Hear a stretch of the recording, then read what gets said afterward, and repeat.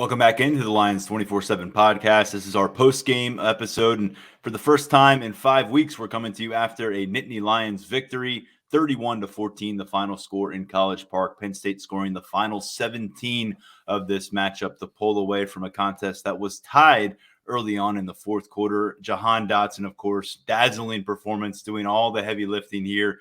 242 receiving yards, setting a school record, coming on 11 catches, 3 touchdowns. He had a 45-yard catch on the other scoring drive for this offense, which was a field goal drive in the fourth quarter. Had his hand in everything they did offensively, Sean. And then Jair Brown, second time in Big Ten action that he's closed the door on an opposing quarterback with a red zone interception. This one taking it all the way back, 87 yards, putting the final touches on a 17-point win. Penn State back in that win column. And Jahan Dotson just making an absolute statement about where he stands in 2021 and where he stands all time in Nittany Lions football. Yeah, really remarkable performance. I think we both expected a big game from Jahan this weekend. I don't know that we expected a record-setting game. Broke Deion Butler's single-game record for Penn State, having yards in a game by a receiver. So pretty incredible there. You mentioned he had a hand in everything Penn State did on offense. He had a hand in everything good Penn State did on offense. Yeah. He was spectacular. I mean, just you can't say enough about his performance. When Penn State was tied 14-14, you kind of looked and thought, okay, this is basically the Illinois game playing itself out once again. And then you saw him streaking down the field for an 86, 87-yard touchdown. I don't know. They're both longer than I want to run. So he was just incredible. First down after first down, big play after big play. I don't think we appreciate how good Jahan Dotson is nearly enough on this show and in general, just because he's one of the top 5 receivers in program history. He showed it again tonight, and he showed it in the last 2 weeks because he's put up some major numbers. And I'll reiterate that his progression from where he was coming into this program to where he will be leaving the program is one of the more impressive ascensions I've seen on any college football roster in recent years. It's not to say he wasn't a 4-star prospect, because he was, but he was on the fringe of being a top 50 receiver in composite rankings, I believe, by the end of that process, overshadowed in his own class by a couple other guys at the position. But, came on strong as Mr. Consistency early, and then all the explosive traits really started to build up during his career, and everything was on display. Because when you now attach this athleticism, that ability that he has just really sharpened in his 4 years on campus, with the precision that he brings and the professional approach that he already had at receiver, and that was kind of what made him special right off the bat, being able to contribute as a true freshman because he was very reliable. Those two things have married in a big way. He's taken it on as a leader now with the program, and he has turned into just such the value you have gotten out of Jahan Dotson during his Penn State career is just so far and beyond where I thought it would be. And especially coming in as a member of that 2018 recruiting class, which had star after star after star, many of them listed ahead of him on those signing day rankings. You just think back, and we were talking about this a couple of weeks ago because he was at a camp in Jersey. Penn State did their satellite run that year where they were hitting up all these high schools and doing camps with other programs.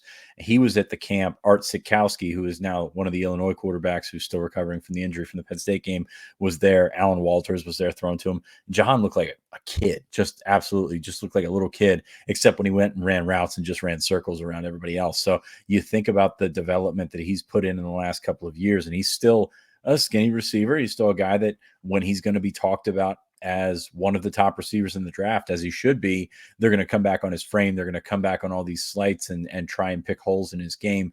But then you go out and watch him, catches everything. We talked about this last week. The plays that he doesn't come up with, you're surprised, even if it would have been a spectacular catch, because he has made that play so routinely, and just everything that he does is just routine. It's so much fun to watch. It's such a big part of this offense, and you don't want to play the where would they be without him, but him coming back for this year put them in a position to be where they're at right now. Just remarkable to get him back for this team. And you're right, you don't want to play that game right now for this Penn State offense. And when I think about Dotson, just quickly going back to some of the roots of his recruitment and where he was, I was at maybe the second, third game of his junior year. Remember, he was at the Petty School that year, in between his finishing and starting his career in Pennsylvania.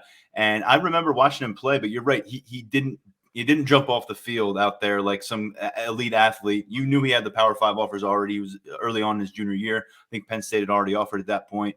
but you have some questions. The 40-yard dash that didn't really confirm things for you. And just like I think a week after I saw him play his junior year, he had a significant injury and was lost for the season. So I really didn't know. I kind of put Jahan Dotson on the back burner with that 2018 recruiting class. He surfaced pretty quickly, he ends up starting games. Never did I think it would get to the point where he's going back-to-back weeks, 11 catches. Here is the stat sheet from the last 2 games combined, Sean. It's really remarkable. 2 games on the road in the Big Ten, Ohio State last week, Maryland this Saturday. 22 receptions, 369 receiving yards, 3 touchdowns through the air. He had the rushing touchdown at Ohio State.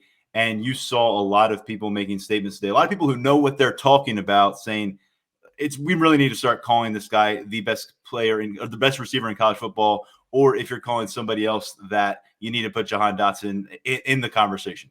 Just to be in the conversation is incredible, because you're never going to line these guys up beside each other and see who's the top. I mean, you look at the Big Ten today, David Bell was phenomenal once again against the top 5 team. Jackson Smith and Jigba, who I said I think is the most talented Ohio State receiver, had 15 catches. So these guys are just going out there and balling out, and it's been really incredible for that group. And for Dotson, and just on his own, he's really developed into a mid-second day pick, into that first round conversation. We will see how he tests. We will see how he continues to bounce back. But those numbers that you just shared with us are pretty ridiculous, because he's absolutely going out there and playing some incredible football right now. Once again, 11 catches, 242 yards, 3 touchdowns, including that big one that just didn't blow the game open, but really covered the wound for Penn State after giving up that touchdown, that 2-point conversion.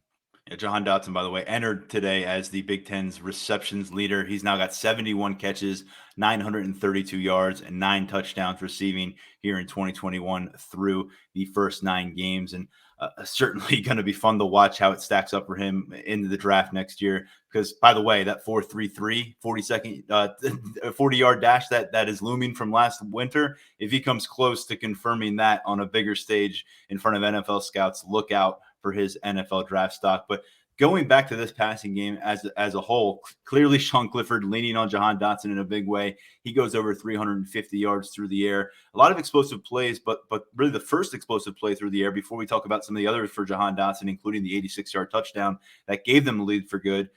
Keandre Lambert-Smith came up with a 30-yard reception on the play before Jahan Dotson got open for that 38-yard catch. This was a matchup where Maryland was playing, cover 0, and they said, "All right, we're not going to supply that support deep. What do you got?" And we saw Penn State take a lot of shots, 52 pass attempts. I'm sorry, less than that. That was last week. 47 pass attempts for Sean Clifford. So not much less, but 47 pass attempts coming off a 52 pass attempt performance at Ohio State. So asking Sean Clifford to heave it, 20 incompletions today. That's a lot for him compared to where he's been from an accuracy standpoint. But you figure Maryland's going to let you take your shots. You should take them. And no turnovers today. It's not like Clifford was throwing those balls errantly into coverage. He was taking those shots toward the end zone, toward the sideline. Didn't connect on all of them, but the ones they connected on, they were 35-plus yards, and they were backbreakers for the Maryland Terrapins. He had a couple of good throwaways. He did get close to getting a pick. I think it was on the second drive of the game. Hit the guy made a nice break on the ball, hit him in the chest. But just not not the sharpest game that he's had. You think back to even the first drive, Penn State went 3 and out. A little bit high to Parker. I think it was Parker Washington there on the first 2 drives. They went 3 and out. Yeah, that was not ideal. I mean, you go 3 and out once against Ohio State, and you come out the first 2 drives against Maryland. You think, oh boy, here we go. So they were able to bounce back. Clifford, he's not the guy that's going to go out there and convert 30 to 35 or whatever it's going to be, because he's a guy that needs to create and do some things like that. And I don't think his level of creativity or his accuracy when he's on the run is as good as it used to be. I don't know what has changed, but I'm sure the injury probably has something to do with it. There were a couple balls that he floated to Parker Washington, and you think about a couple of these throughout the season throughout the 2019 season where he completes that ball just over the defense and you get a big play out of it. Those aren't hitting right now for whatever reason. Parker Washington also, what did he have? 2 catches for 16 yards today, on 8 targets, which is very, very out of character for Parker Washington. I don't know if he wasn't seeing the ball well. He looked off all day. Did have a big first down pickup there in the second half, and that was certainly extended the drive and helped Penn State's 4-minute offense. But I don't think he was himself. But going back to Keandre Lambert-Smith, he did have the big drop, but he did also have the big play that set up the touchdown. And the thing that you're seeing here on a trend with Keandre Lambert-Smith is now 4 straight games where he's got a 20-plus yard reception for Penn State. In 5 of the 9 games this year, Sean, he's got a 30-plus yard catch. You're getting everything you could ask for from wide receiver 3. Today, he was more like wide receiver 2. You're right. It was out of sync with Parker Washington. But you saw a lot of guys involved in this pass game. The running backs were heavily involved. A couple catches for Kevon Lee, including a 13-yard gain. Noah Cain had a 16-yard gain through the air. Going to talk about those running backs in a moment. But Theo Johnson had a key 17-yard gain on a 3rd and 15 situation. So spreading the wealth, Malik Mega, a name that we have mentioned here fairly recently on the podcast, is someone to watch in that wide receiver room. 2nd-year player, was injured during training camp, 6'4", 200 pounds, fast, can run straight line speed. Came out there, he got his first career catch, a 3-yard gain. And so it remains a name to know, but it was obviously front loaded as usual, but you got to like the way it was spread about. 242 for Jahan, and I think everybody else had about 120. But there was some involvement, and I thought that was particularly important on 3rd down as Clifford was able to spread the ball in key situations. 10 of 18 today on 3rd down. That is the 2nd consecutive week in which they are over 50% on 3rd down, and that is just a tremendous swing of the pendulum from where they were prior.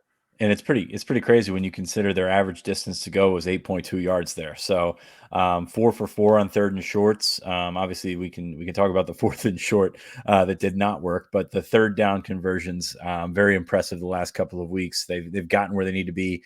Clifford 9 of 16 for 119 yards on 3rd downs. And for their 10 conversions, 8 of them were by the pass, which won't surprise anybody, but at the same time did a really, really nice job extending drives, doing what they had to do. And that's really been the difference in the last couple of weeks, is that you're keeping your defense off the field. You're doing some good things in that manner, and just extending plays, extending drives, getting yourself where you need to be. There was a big 3rd down. I think it was Keandre Lambert-Smith that picked up the big 3rd down. You talked about the big gain, but the big 3rd down that he picked up, that was just a 6 or 7 yard gain. Still, those plays are huge. They add up, and they get time after time. They add up, and that's eventually one of those things that broke Maryland. It's not so much that Jahan Dotson was going to be involved, but you give them enough chances to get Jahan Dotson involved, he's gonna kill you. And Jahan Dotson's involvement hasn't necessarily been the problem. It has been Jahan Dotson's the efficiency of getting that ball in his hands when you're targeting him, and that was not an issue today. According to the official stat sheet, just breaking it down here, and targets are a little tricky coming right out of these games with the stat sheets, but what we've got in front of us, Clifford 16 of 32, Sean, when targeting everybody else, 11 of 15 when targeting Jahan Dotson, and obviously 3 touchdowns coming by way of looking in that direction as well. I mean, just what a get on my back, let's get a win and go home performance from Jahan Dotson. Yeah, I mean, it's we could sit here all day and talk about Jahan Dotson. We probably should. You're let's do it again Monday. Let's just pencil it in. Do it again Monday. We'll come back and confirm that Jahan Dotson's really good at football after looking at the tape. By the way, 11 targets to running backs today, 4 targets to Theo Johnson, 0 to Brenton Strange, which is a surprise. I know they tried to work him in on some of those motion across the formation and get him into the flat, but it just was not there. But just a surprising number, because Brenton Strange has been a pretty big part of this passing attack. But going back to what I said, 11 targets for the running backs. Obviously wanted to get them involved to make that passing game an extension of the run game. The run game was a little better today, but nothing worth writing home about. It's another way to get those guys involved, and we saw a lot more from Noah Cain. This was a true kind of rotational approach where they stuck with it series by series, and it ended up with everybody being involved. And the 2 guys that we had focused in coming into the week, Noah Cain, Kevon Lee, and coming off the conversation with J1 Sider, running backs coach for this team on Thursday, those guys are in the spotlight for different reasons. Can Kevon Lee figure out how to play running back and use his skill set to his advantage? Can Noah Cain escape the mental ghosts that have been stuck with him and break through some physical barriers coming off an injury? I don't think you saw anything definitive, but you saw a step forward, and we've been looking for any sign of that from this rushing attack. Kevon Lee, 8 carries, 50 yards. This is 6.3 average. Went for 15 on one of those plays. I mentioned he had a 13-yard reception. That was on the same possession, Sean. 13-yard catch, 15-yard run from a running back in the same possession. That's unheard of right now in 2021. And Noah Cain, he had a really big possession in this matchup. The one that ended at the 33-yard line, I think, for Maryland, and they brought in Tyler Warren. They dialed it up, what I've been calling for on 4th and short, and it didn't work. And Tyler Warren was stuffed before he could get that first down. Noah Cain, that series, 7 touches, almost 40 yards. I think on the game he ended up, I'm looking here, 14 touches for 63 yards. It's nothing that is going to steal the headlines, but it is, again, a step forward for Noah Cain. Interestingly enough here, the least efficient out of the 3 guys involved heavily in the rotation was John Lovett, who got his first start in a Penn State uniform. 7 carries, 24 yards. I think on the first possession, he lost like 7 total yards because he worked really hard to catch a pass beyond the line of scrimmage. So not his best day, even though he got the start. But hey, signs of life from Noah Cain, good for him. And Kevon Lee asserting himself a bit. And like you said, Penn State dialing these guys up in the pass game. This was more of a vocal point, this running back group, than they've been for a long time. I'm probably looking back to the Indiana game, which is the last time this team won a game. The 7-yard loss on the first drive was just like, I know it's easier to criticize, sit here and criticize because you're not in the heat of the moment, but he was basically on the ground and caught the ball, put him right behind the sticks once again, and they were unable to recover. But yeah, I mean, you look at Penn State's run game and running backs by extension, of course, this season, and you'll take what you can get and you'll take baby steps. And they were not a liability today, and certainly not a standout or anything like that. And you haven't written down here about the best running back game since Indiana. I mean, I'm not going to really waste time talking about that because it still needs to be better. It's still not where you need to be. You should not be lining up 4th and 1.5 with Tyler Warren back there because you don't have the confidence that a running back can get the short yardage. Yeah. I mean, that's kind of the microcosm of where this whole thing is at, right? I mean, you're going out there running a tight end out there, and it's worked before, no doubt about it. But you're really limiting your playbook. You're really limiting yourself and what you can do. And what you're saying is you don't have the confidence that those guys can't get you a yard, and that's going to have a ripple effect on the rest of the offense. And we saw that today, because that could have been a very, very bad turning point for Penn State. Maryland not quite able to capitalize on that, but still at the same time, if you're running a 3rd string tight end out there, there's some stuff you can do, but you should be able to get a yard without that. And a lot of the production that I went through with those running backs occurred in the first 3 quarters, almost entirely. What you saw in the 4th quarter was kind of not getting to the end of the storyline. And that's a great thing. If you're Jahan Sutter, you didn't get exposed to it. Maybe these guys would have come through, but you didn't have to rely on a 4-minute offense to kill the clock and conserve a late lead in this matchup. It didn't come down to that. You had Jair Brown coming up with a pick 6 to put this one away. You also had Jahan Dotson when this game got tied, and you said, can you find some balance offensively, take some of the pressure off Sean Clifford, get a drive going? Well, 2 plays later, Jahan Dotson goes 86 yards, and you figured that out really quick, and you took the lead.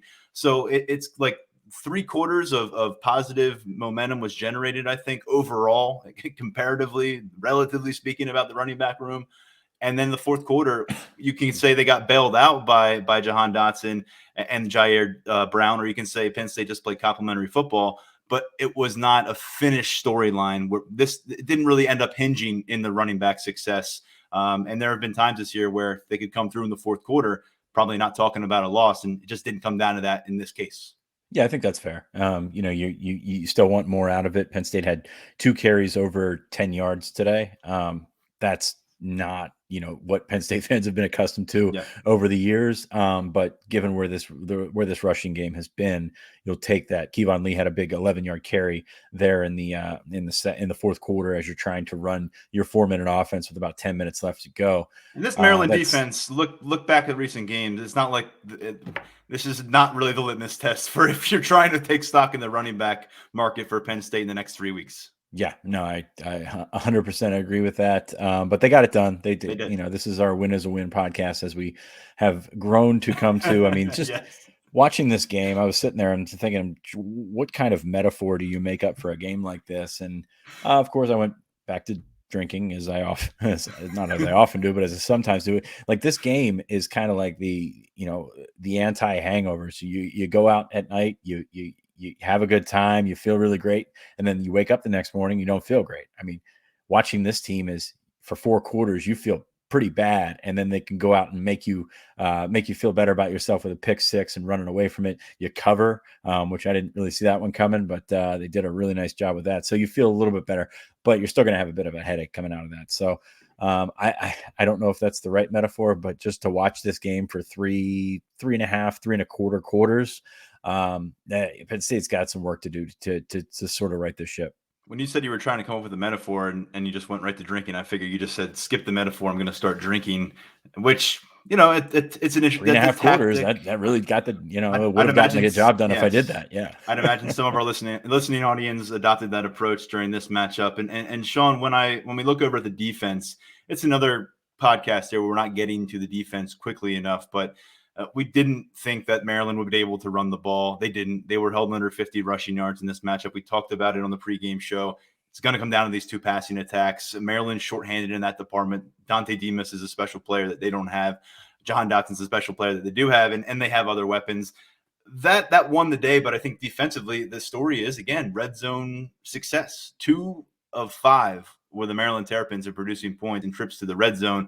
They had that one trip where they got to like the 18-yard line, and then a disaster struck on third down. They lost 18 yards and a loss of down. There was a intentional grounding call against Tagovailoa. So that was one example. But then there were 2 turnovers. An errant snap that Jair Brown jumped on after it bounced around the backfield for the Terrapins. That was in the red zone. And then Jair Brown came up with another takeaway and jumping the route and going 86 yards or 87 yards, and closing this one out. So already came into this matchup as the most efficient red zone defense in the Big Ten. I believe in Power 5 football, if I'm not mistaken, 2 of 5 today for Maryland. Those were their 14 points. And Penn State actually produced points off of those red zone defensive opportunities. Yeah, and they actually got some help from the offense. So, yeah, I'm sure they're feeling a little bit better about that offensive attack than they have in the last 3 weeks. So that's been that was good to see. The turnovers, I don't want to say they were coming, but, that was one of those things. Brisker had a pick a couple plays before that was negated by a Joey Porter holding call. So it seemed to be coming along. Tagovailoa, we said very hot and cold. He thought he looked really good today. We saw both today. We saw a little bit of both. We did see a little bit of both. 41 of 57, 371 yards. When you throw that much, probably going to get yardage totals like that. Touchdown and the pick. But the pick is what did it. Jair Brown racing the other way.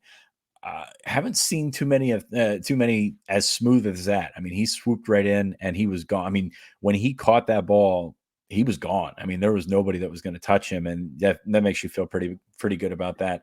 But this defense came up big once again. The safeties were good. Thought Brandon Smith played a pretty good game.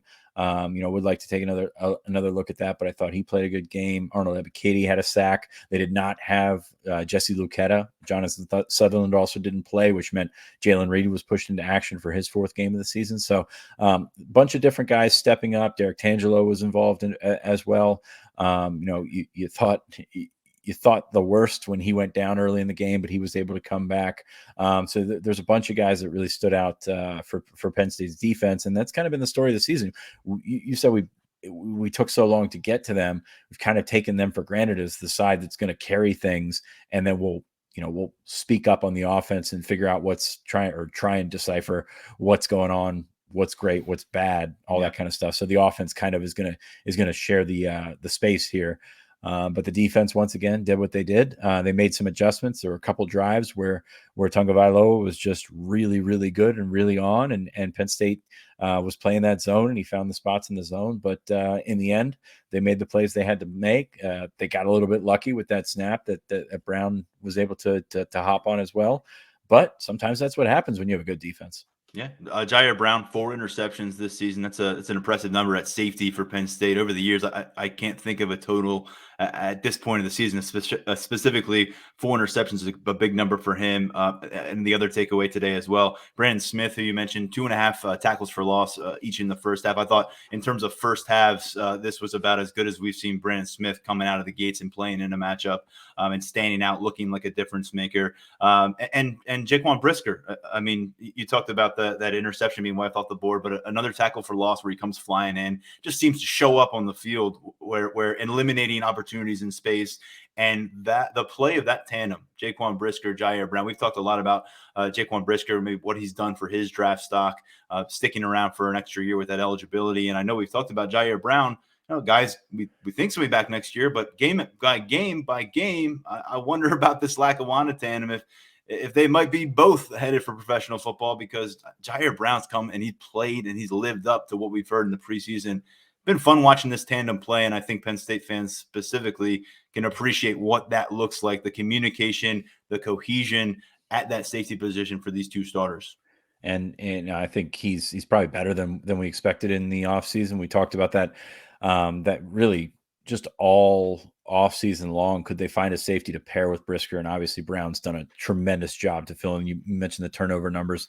This defense as a whole, we talked about how Penn State won the day with third down conversions going 10 of 18.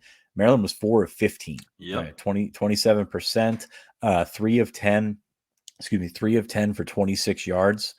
Passing on third down, that's where you get it done. And, Penn State's defense was able to step up, sort of clamp down, and maybe you're playing with some bend but don't break within a 4-down set, and that's really how Penn State was able to get them out. What was it, five drives, 5 punts to start the game? The defense, once again, we're going to probably crack down on some of those passing numbers, 371 yards, but at the same time, they had a lot of opportunities to do so. And this defense, once again, 14 points, should be able to get it done in a Big Ten game. And this time, fortunately for Penn State, they were able to do that. And I'll tell you what, 57 pass attempts, the longest completion for Maryland, 20 yards. A couple 20-yard completions, nothing beyond that, and ultimately held to 9 yards per pass completion. Penn State in that department, about 13.5 yards per pass completion between Sean Clifford and his receivers, most notably, of course, Jahan Dotson. Yeah, and they got some help with some drops. I'm not, you can't. Maryland, sure, yeah, can't absolutely. Sugarcoat that. Maryland in a position that they are as the team that's trying to pull the upset, can't have those drops. The center exchange, in which turned into a fumble. That's the margin of error. And if you're not the more talented team, you can't have that kind of stuff. And I'm sure there'll be guys kicking themselves for mistakes like that all night. Conversely, the storyline in College Park is yet another game. The opportunity's there. Maryland can find some kind of springboard, and they fall short. They get in their own way. They stumble. They bumble. That's a topic that they have to cover down there in College Park. But for Penn State to go down there, pick up this win, James Franklin works the recruiting scene down there a little bit while they're making the trip, and you come back home and you no longer have to hear all offseason that you lost to the Maryland Terrapins the year before. Yeah, that's a territorial war right there. And as I said in the podcast earlier this week, some not very nice things back and forth from that. Just that's recruiting. I don't get offended by it. It's kind of how it works with everybody. But you can bet that there are people that have heard about this one since the end of the game. So continue to assert yourself as, when you're the dominant program in the region, you have to continue to assert yourself as that. And a win like this, while it's not 59-0, it's still going to look pretty good in the box score, on Monday morning. Penn State improved to 6-3. The Michigan Wolverines are coming to town next Saturday. And by the way, Michigan right now up on Indiana 29-7. So it looks like they're well on their way to 8-1. Michigan State getting upset today by Purdue. Purdue seems to pull this off every few weeks. And the Big Ten East is shifting. It's not thrusting Penn State back into contention, but some matchups here in November to kind of dictate how the narrative goes as we get toward December and postseason possibilities. And from 5-3, you can really create something that looks a lot different here in the next few weeks, starting with this win. But Sean, it was a mess at the end of the first half. And if this game flips and Maryland pulls off the win, we're talking about a lot of things differently. And we're probably leading off with them leaving points off the board potentially at the end of the first half, which James Franklin explained it was the first or second thing brought up in the postgame, as you'd imagine. And he basically described it as they wanted to get to the locker room and make their adjustments. They gained more yards than they anticipated. They had a conversation and they said, no, we're still going to take our timeouts and go to the locker room. And of course, Maryland comes out and gets the ball to start things off in the third quarter. Yeah, Franklin often talks about what the middle 8 or whatever, the last 4 minutes of the first half, the first 4 minutes of the second half, and Penn State lost that one decidedly. But yeah, it is funny because we talk about the run game, and that's kind of where they padded their stats. So they added 25, 30 yards, something like that on the ground. Yeah, just a lack of confidence there. I feel like, I know he wanted to get to the locker room, make those changes and things like that. It almost feels to me like you're coaching not to turn the ball over. You don't want to give up that big splash play. And I get that. But at the same time, that's a lack of assertiveness that you probably don't want on your program as a whole. So I think that's concerning right there, just kind of watching how that played. And then Maryland came out and, I tweeted about it. It felt like you were handing them confidence. You're trying to, get them in the right direction. Obviously that's not the case. But Penn State was playing on their heels. They were playing like they were expecting something bad to break at some point and just kind of went with it. So I don't like that approach. I don't know what the analytics say about where they were on the field and all that kind of stuff. But really not taking a chance to put the points on the board could come back and bite you. And luckily for Penn State, it didn't. And by the way, there were 4 possessions that reached Maryland territory, and Penn State only produced points on one of those possessions. That touchdown drive, they had the Tyler Warren stop short on 4th and goal, and then they had 2 punts from Jordan Stout from the 42-yard line, which is just like, what a terrible way to end a possession. It wasn't like a 4th and short situation. I think it was 4th and 10 and 4th and 12, and they sent out Stout the punt. But it was like, can Penn State survive this the way they're playing right now to have 4 trips into Maryland territory and 7 points to show for it at halftime? This thing was rolling in the wrong direction coming out of the half. To Penn State's credit, they were able to right the ship and overcome that. And we didn't get to it until after 20 minutes of this podcast. So that's the way it goes when you win games. James Franklin understands that. Sean, what do we got left? Anything else in the tank to get out on this episode? Jordan Stout, human after all. He was punting from the 42-yard line, so you weren't going to see the booming punts, but he shanked one in the 4th quarter, and he said, "Oh my gosh, he hasn't done much to make you kind of look toward his direction and say what happened there." And then also, oh my gosh, the first kickoff return against Jordan Stout. We had to wait all the way to November. Worth the wait though. It was a 12-yard gain, so it worked out for Penn State. Yeah, you wonder if those kickoff guys are just like running down there, not expecting for any contact or anything like that, and all of a sudden they come out and stop Maryland at the 12-yard line. So good on them for continuing the hustle and everything like that. Yeah, Stout's human. It is what it is, but he's still a phenomenal specialist. And I mean, we're going to criticize that. I think that's probably his only shank punt this year, or maybe one of a couple of shank punts this year. And he was not great last year. And he was not good. Yeah, he was not good last year. Yeah, not good, really. Yeah. This time he did a really nice job.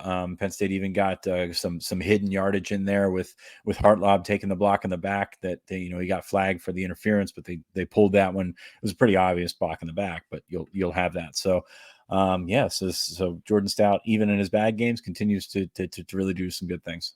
4 seconds into the 4th quarter, it was 14-14. The final score, 31-14. The Nittany Lions win. Come on home.